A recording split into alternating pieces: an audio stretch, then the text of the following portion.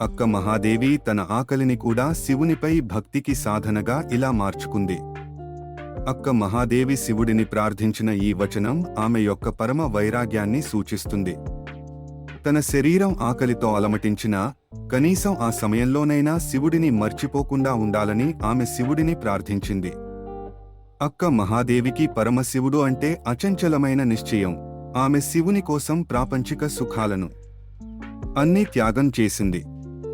అక్క మహాదేవి శివుని పట్ల చూపిన భక్తి అత్యంత సాహసోపేతమైనది మరియు వైరాగ్యంతో కూడినది. ఆమె పట్టుదల మరియు కఠినమైన దీక్షతో ఆమె తనకు ఉన్న భౌతికమైన శరీర సుఖాలన్నీ తన భక్తికి అడ్డంకులని భావించింది. తన జీవితాంతం మల్లికార్జునుని కోసం వెతుకుతూ శ్రీశైలం అడవులకు చేరుకుంది.